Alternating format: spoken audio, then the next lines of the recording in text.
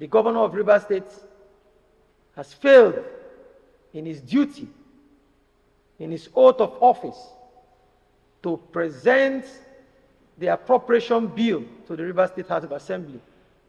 He has failed to do so up till this date. The Constitution in Section 121 mandates the governor to present the appropriation bill to the House of Assembly.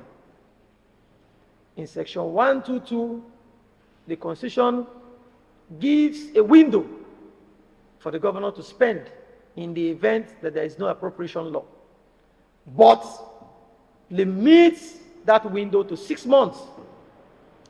Honorable members, the 6 months window allowed to the governor has since elapsed on the 30th day of June. As we speak, there is no window for the governor to spend taxpayers' money or any fund from the Consolidated Revenue Fund of Rivers State.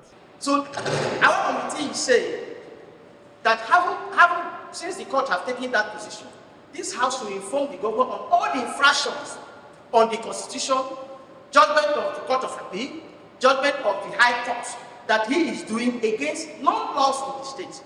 And the only thing we think we should do as a House, everything they say is the vigilant and not the indolent.